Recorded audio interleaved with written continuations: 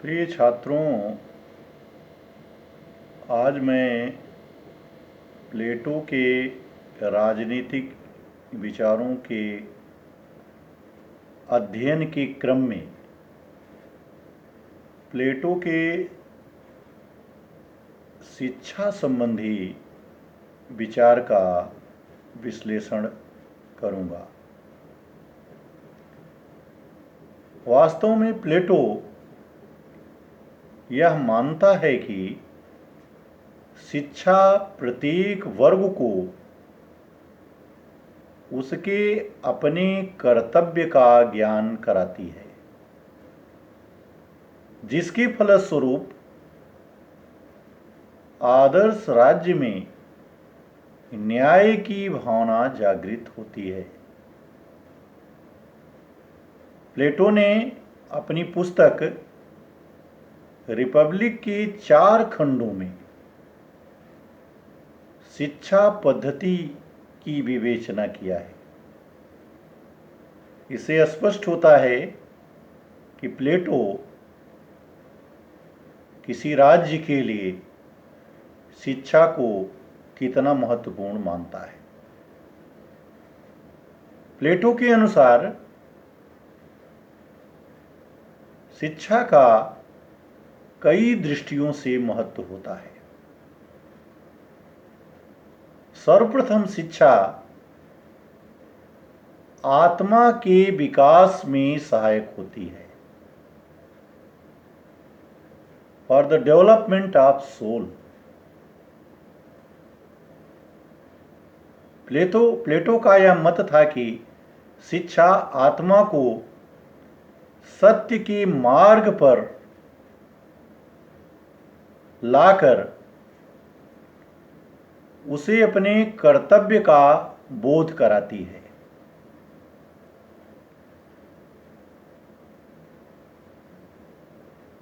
वह आत्मा में सत्यम, शिवम और सुंदरम का भाव जागृत करती है।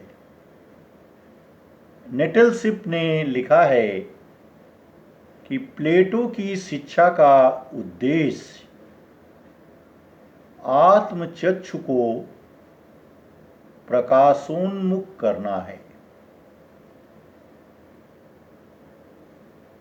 क्योंकि प्लेटो ये मानता है कि शिक्षा व्यक्ति के आत्मा में निहित होती है। प्लेटो ने सामाजिक दृष्टि से भी शिक्षा के महत्व को स्वीकार किया है। शिक्षा के सामाजिक मूल्यों के प्रति या उसके विकास में शिक्षा का क्या योगदान होता है, प्लेटो इस बात को भली भांति समझता था। शिक्षा व्यक्ति की जो विभिन्नताएं हैं या व्यक्ति व्यक्ति के बीच जो अंतर है, उसको समाप्त कर व्यक्तियों के बीच सामाजिक चेतना को जन्म देती है। माने शिक्षा के माध्यम से व्यक्ति एक सामाजिक व्यक्ति बनता है। दार्शनिक दृष्टि से भी प्लेटो ने यह माना कि शिक्षा चिरंतर, शाश्वत और अटल सत्य की खोज करती है। माने शिक्षा के माध्यम से ही जो सत्य है उसका अन्वेषण किया जा सकता है। प्लेटो ने राजनीतिक दृष्टि से भी शिक्षा के महत्व का वर्णन किया है। प्लेटो ने राजनीतिक जीवन में सुधार के लिए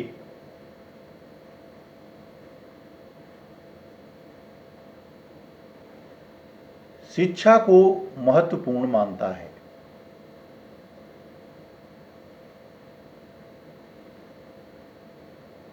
दार्शनिक राजा को प्लेटो ने शिक्षा के माध्यम से ही राज्य में सर्वश्रेष्ठ स्थान प्रदान किया है। इस प्रकार प्लेटो ने आत्मिक, सामाजिक, राजनीतिक तथा दार्शनिक इन सभी दृष्टियों से शिक्षा को महत्वपूर्ण माना है। प्लेटो ने जिस शिक्षा सिद्धांत का वर्णन किया है या जिस शिक्षा व्यवस्था का उल्लेख किया है, उसके इन विचारों पर एथेंस और स्पार्टा दोनों की शिक्षा पद्धति का गहरा प्रभाव दिखाई देता है।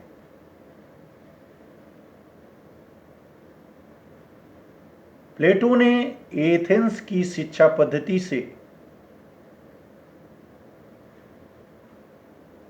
उसके व्यक्तिगत पहलू तथा स्पार्टा की शिक्षा पद्धति से उसके सामाजिक पहलू को अपनी शिक्षा पद्धति में स्थान प्रदान किया है। प्लेटो ने जिस शिक्षा व्यवस्था का उल्लेख किया है, उस शिक्षा व्यवस्था की कई विशेषताएं दिखाई देती हैं। प्लेटो यह मानता है कि शिक्षा राज्य के द्वारा नियंत्रित होनी चाहिए। प्लेटो स्टेट कंट्रोल्ड एजुकेशन का समर्थन करता है।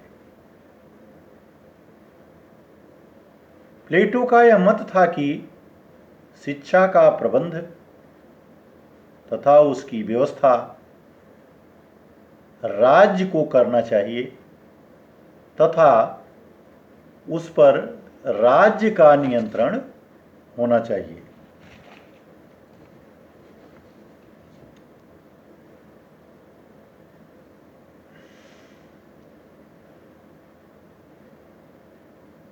दूसरा, प्लेटो ने इस बात पर बल दिया कि राज्य के द्वारा निःशुल्क एवं अनिवार्य शिक्षा प्रदान करनी चाहिए। माने शिक्षा व्यवस्था ऐसी होनी चाहिए जो राज्य के प्रत्येक व्यक्ति के लिए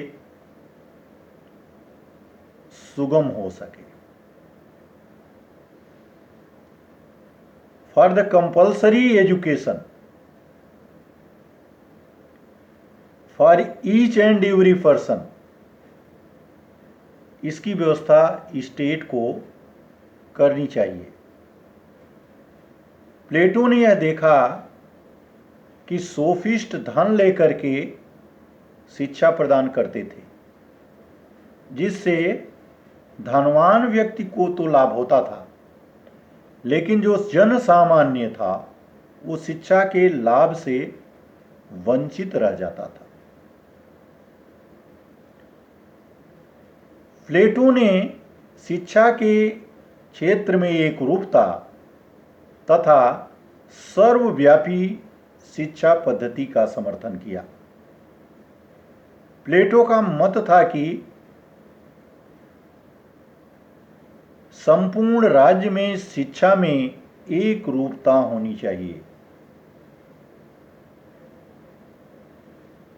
माने संपूर्ण राज्य में एक जैसी शिक्षा व्यवस्था प्रदान की जानी चाहिए। किंतु प्लेटो उत्पादक वर्ग की शिक्षा के संबंध में मौन है और केवल सैनिक और शासक वर्ग के लिए शिक्षा का समर्थन करता है। प्लेटो वह प्रमुख विचारक था जिसने स्त्री और पुरुष दोनों के लिए समान शिक्षा का विचार व्यक्त किया। Equal education to man and women. Plato का यह विचार था कि स्त्री और पुरुष समान आत्मा है, अतः शिक्षा की दृष्टि से इनके बीच किसी भी प्रकार का भेदभाव नहीं होना चाहिए। प्लेटो यह मानता है कि शिक्षा शरीर और मन दोनों के विकास में सहायक होती है। व्यक्ति के संपूर्ण विकास के लिए शरीर के गठन तथा उसके मन का उचित प्रशिक्षण दिया जाना आवश्यक है। प्लेटो ने शरीर के विकास के लिए व्यायाम तथा मन के विकास के लिए संगीत को महत्वपूर्ण स्थान दिया है।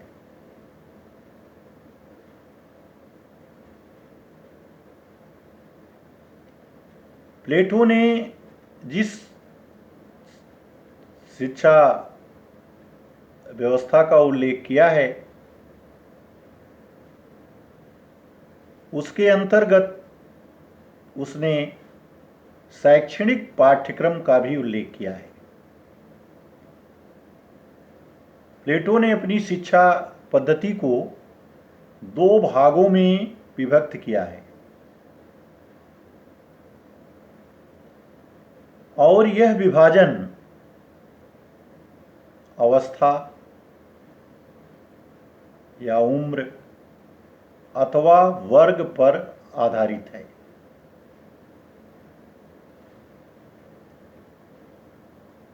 शिक्षा व्यवस्था का जो पाठ्यक्रम प्लेटो ने प्रस्तुत किया उसका पहला स्वरूप प्रारंभिक शिक्षा का है, एलिमेंट्री एजुकेशन। प्लेटो का यह विचार था कि प्रारंभिक शिक्षा 6 वर्ष से लेकर 20 वर्ष तक के विद्यार्थियों के लिए होनी चाहिए। प्लेटो ने प्रारंभिक शिक्षा के पाठ्यक्रम में शरीर के विकास के लिए व्यायाम तथा आत्मा के विकास के लिए संगीत को पाठ्यक्रम में रखा है। प्लेटो का मत था कि बाल्यावस्था में जब बच्चे व्यायाम के योग्य नहीं हैं उस समय उन्हें संगीत की शिक्षा दी जानी चाहिए।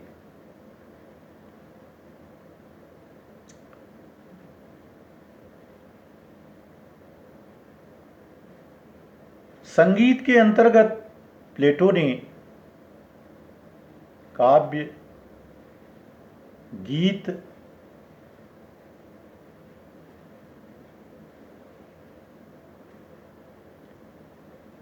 नृत्य कला, इतिहास, मूर्तिकला,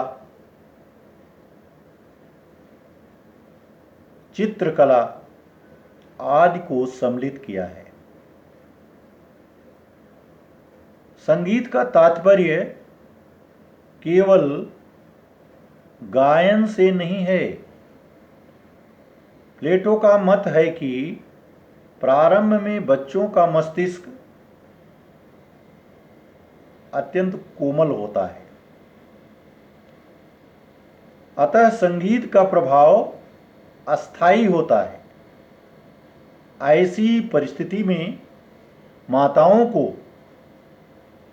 काल्पनिक कथाएं एवं कहानियां सुनानी चाहिए। प्लेटो का यह मत था कि सत्यता से परिपूर्ण कहानियां सुनानी चाहिए। बच्चों का रात साहित्य का ही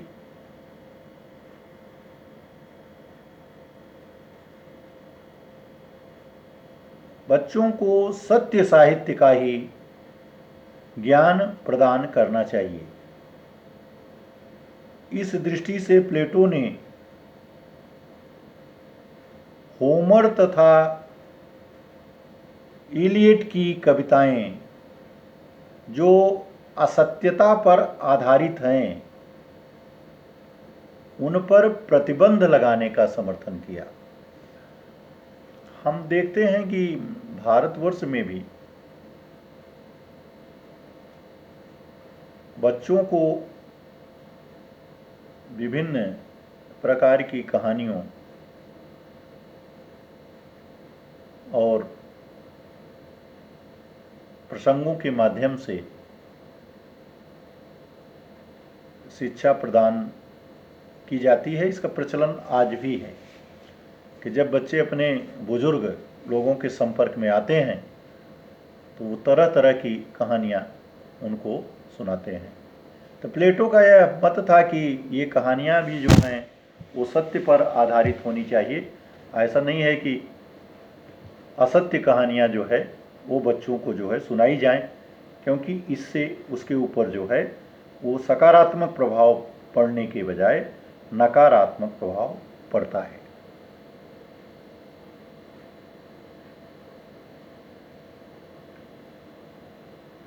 दूसरा,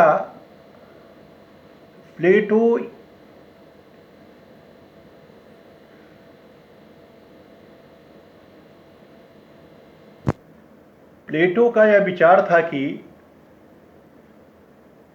बच्चों के समक्ष भगवान का जो सत्य स्वरूप है उसका वर्णन करना चाहिए। बच्चों को नरक का चित्र नहीं देना चाहिए। प्लेटो ने अपनी प्रारंभिक शिक्षा व्यवस्था में उसके अंतर्गत झूठी कविताओं पर प्रतिबंध लगाने का समर्थन किया।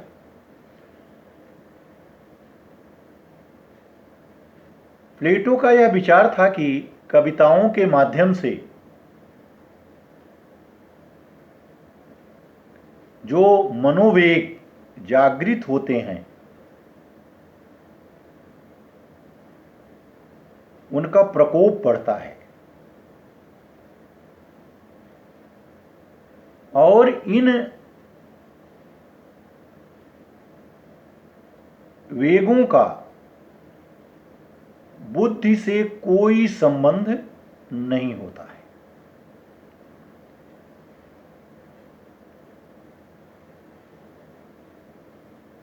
प्लेटो ने यह भी माना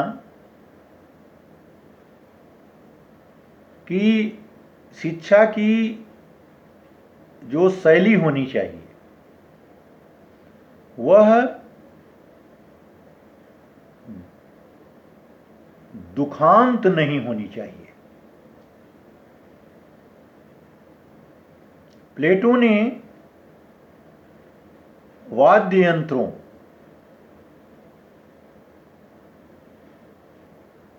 जैसे संगीत का प्रभाव जो व्यक्ति के मस्तिष्क पर पड़ता है उसके संदर्भ में यह विचार था कि इसका चयन भी सही रूप से करना चाहिए। माने किस वाद्य यंत्र का चयन करना चाहिए और कौन सा वाद्य यंत्र बच्चों की शिक्षा के लिए उपयोगी है, इसको भी भली भांति समझ करके ही उसका प्रयोग किया जाना चाहिए। प्लेटो का मत था कि संगीत में परिवर्तन होने से राज्य का संविधान भी बदल जाता है।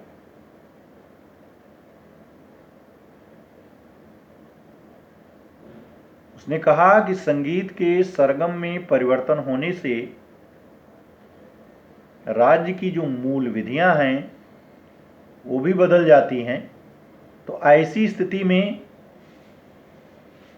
उस पर राज्य का नियंत्रण होना चाहिए। प्लेटो ने फ्लूट को एक निकृष्ट वाद्य यंत्र बताया और यह इस बात का वर्णन किया कि नगर वासियों के लिए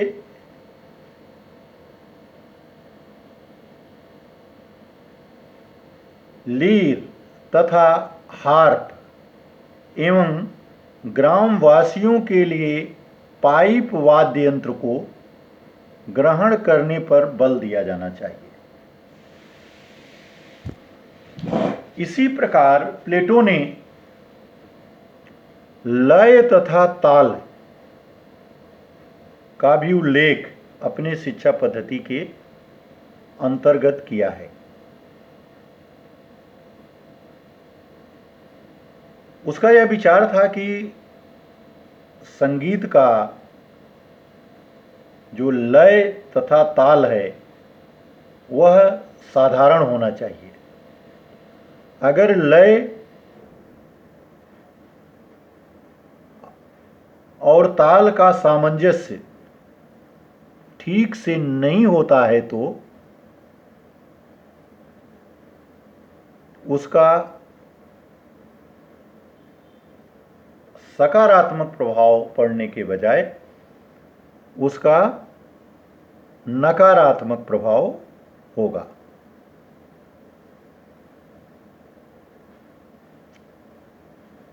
प्लेटो के अनुसार शिक्षा के अंतर्गत व्यायाम का अत्यंत महत्वपूर्ण स्थान है। प्लेटो ने व्यायाम का अर्थ केवल दंड बैठक एवं कसरत करने से नहीं माना है। माने व्यायाम का तात्पर्य केवल दंड बैठक करना और कसरत करना और इससे व्यायाम परिपूर्ण हो जाता है, बल्कि उसका एक बहुत ही बृहद स्वरूप प्रस्तुत किया है जिसके अंतर्गत आहार शास्त्र एवं चिकित्सा शास्त्र दोनों को सम्मिलित किया गया है। प्लेटो ने आहार के अंतर्गत सात्विक भोजन पर बल दिया। उसका यह मत था कि मांस मदिरा का सेवन करने वाले व्यक्ति क्रोधी तथा दुष्चरित्र होते हैं और सात्विक भोजन करने वाले व्यक्ति सज्जन स्वभाव के होते हैं।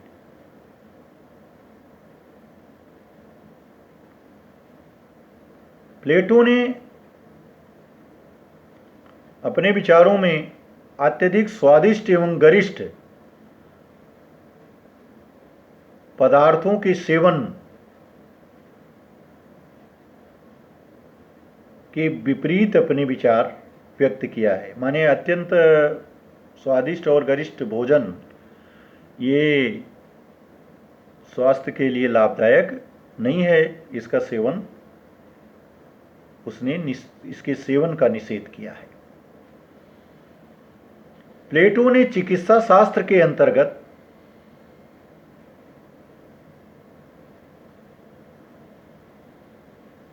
इस बात पर बल दिया है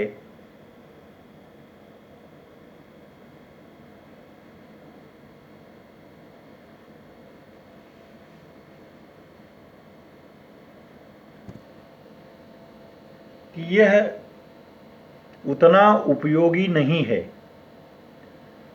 प्लेटो व्यायाम में चिकित्सा शास्त्र का मूलभूत सिद्धांत प्रतिपादित किया है। प्लेटो चिकित्सा के विरुद्ध है। प्लेटो के अनुसार रोगी के मर जाने में ही समाज का कल्याण है। वह डॉक्टर एवं वकील के विरुद्ध है। उसका यह मत था कि यदि उचित भोजन और व्यायाम हो तो चिकित्सा की आवश्यकता नहीं होगी। आज भी नेचुरोपैथी की बात हो रही है।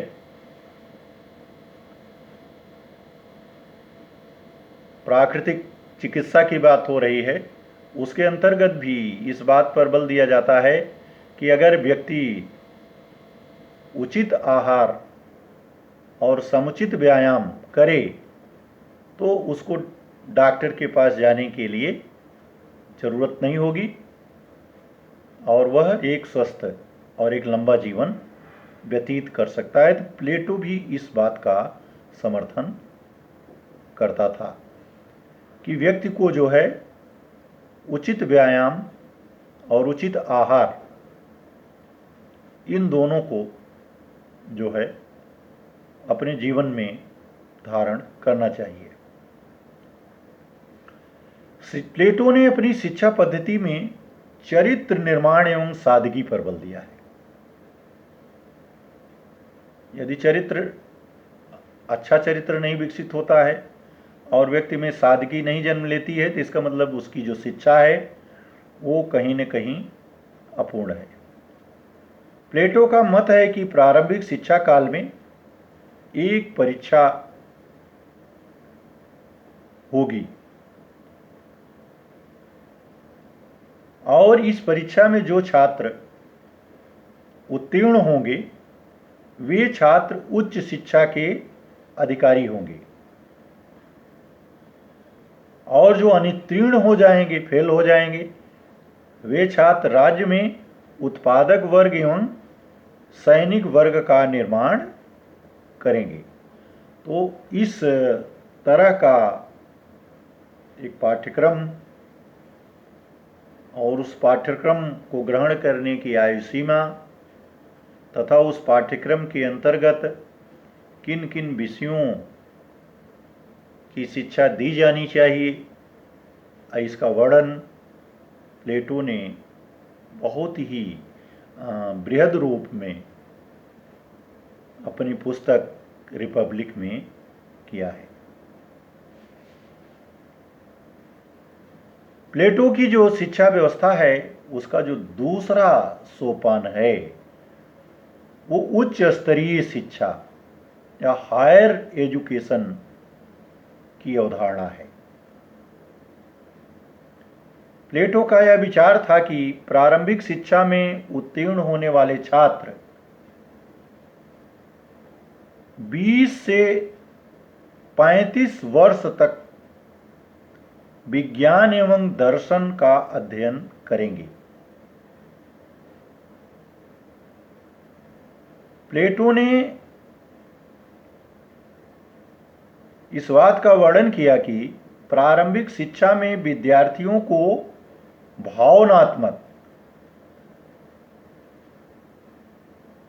तथा कल्पनात्मक रूप में कला के माध्यम से सत्य का ज्ञान कराया जाता है, लेकिन जो उच्च स्तरीय शिक्षा काल है उसके अंतर्गत विज्ञान एवं तर्क के आधार पर सत्य की खोज की शिक्षा प्रदान की जाती है। इस स्तर पर प्लेटो ने विज्ञान, दर्शन एवं द्वंद्वात्मकता को महत्वपूर्ण स्थान प्रदान किया है। प्लेटो का यह विचार था कि 20 से 30 वर्ष की आयु तक विज्ञान की शिक्षा पर बल दिया जाए। प्लेटो यह स्पष्ट करता है कि विज्ञान जहाँ व्यक्ति को चिंतन सिखाता है, वहीं दूसरी ओर सत्य के विचार को समझने में सहायक भी होता है। गणित व्यक्ति को दर्शन की ओर प्रेरित सत्य के विचार को समझने में मदद करती है। प्लेटो की अकादमी में प्रवेश द्वार पर यह अंकित था कि गणित का ज्ञान रखने वाले ही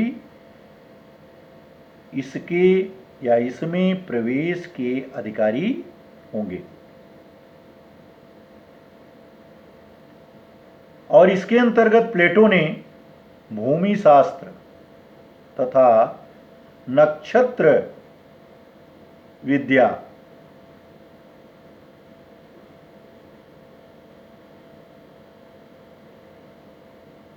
और हार्मोनिक्स के अध्ययन पर बल दिया। माने उसका यह विचार था कि इसके अंतर्गत जो है भूमि शास्त्र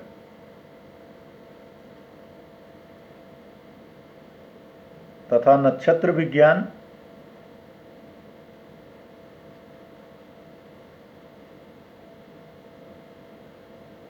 का अध्ययन किया जाना चाहिए। प्लेटो ने यह स्पष्ट किया कि 30 से 35 वर्ष की जो उम्र है, इसके अंतर्गत दर्शन के ज्ञान पर बल दिया जाना चाहिए, और वह स्पष्ट करता है कि दर्शन के ज्ञान से ही व्यक्ति के अंदर विवेक का विकास होता है। ऐसी स्थिति में प्लेटो ने 30 से 35 वर्ष की उम्र तक विद्यार्थियों को द्वंद्वात्मकता की शिक्षा पर बल दिया। प्लेटो यह स्पष्ट करता है कि दर्शन सत्य के विचार की व्याख्या करता है।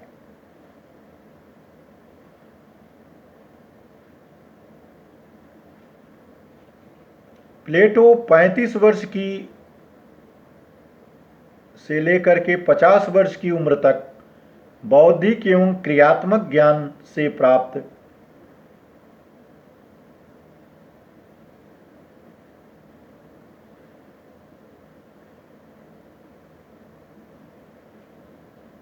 अर्थात प्लेटो 35 वर्ष की शिक्षा को अधूरी मानता है, क्योंकि संसार का क्रियात्मक ज्ञान उन्हें नहीं प्राप्त होता। ऐसी स्थिति में प्लेटो ने 50 वर्ष की उम्र तक बौद्धिक एवं क्रियात्मक ज्ञान से प्राप्त व्यक्ति को ही दार्शनिक शासक के पद पर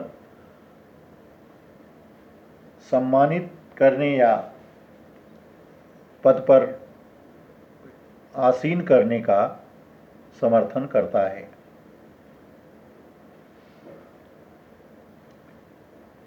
प्लेटो की संपूर्ण शिक्षा पद्धति पर दृष्टिपात करने से यह विदित होता है कि उसने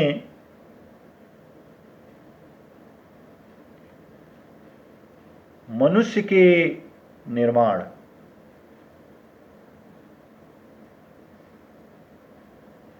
तथा राजनीतिक संगठन में शिक्षा को बहुत ही महत्वपूर्ण स्थान प्रदान किया है।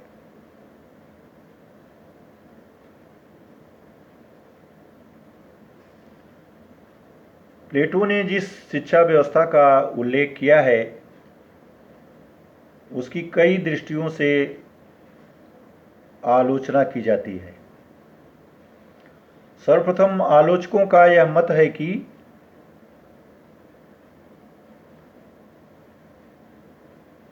प्लेटो सत्यता एवं संस्कृति के विकास को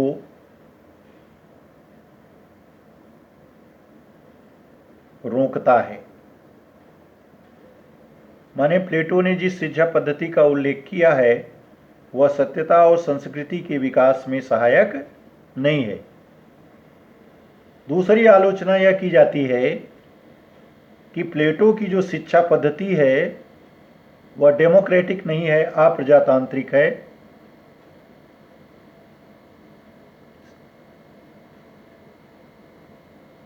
यह सार्वजनिक होनी चाहिए। तीसरी आलोचना यह की जाती है कि प्लेटो की शिक्षा व्यवस्था में साहित्य एवं तकनीकी शिक्षा की उपेक्षा की गई है।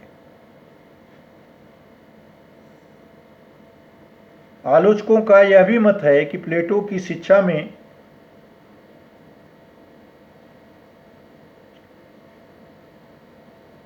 वर्ग उत्तीर्णता का विचार स्पष्ट नहीं है।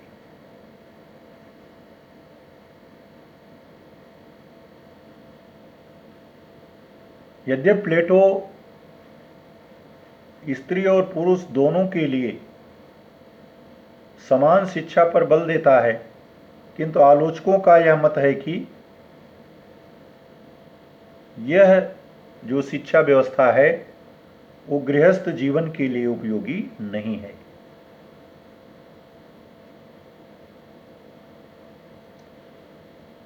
प्लेटो ने एक लंबी अवधि तक शिक्षा की व्यवस्था की है, 50 वर्ष की 35 वर्ष की 50 वर्ष की उम्र तक, जो व्यवहारिक नहीं है।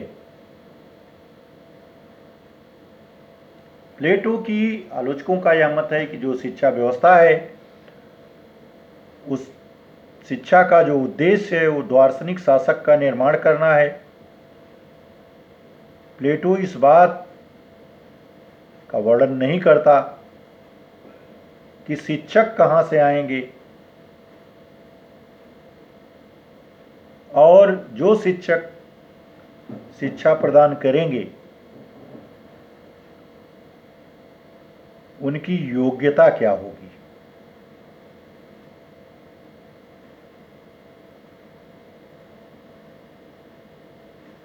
सत्य का विचार क्या है?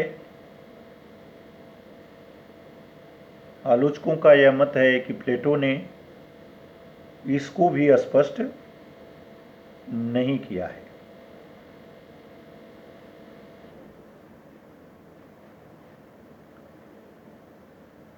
स्पष्ट है कि प्लेटो की शिक्षा पद्धति आदर्श मात्र है, जिसकी पूर्ति स्वर्ग में ही संभव है।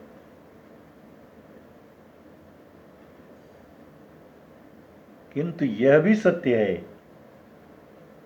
कि चाहे जिस आधार पर प्लेटो की शिक्षा पद्धति की आलोचना की जाए, उसको कितना भी काल्पनिक कहा जाए, कितना भी अव्यवहारिक कहा जाए, उसकी शिक्षा पद्धति के कुछ आदर्शों के आधार पर जो हमारे वर्तमान में शिक्षा व्यवस्था है या जो शिक्षा की योजना है उसमें महान परिवर्तन लाया जा सकता है।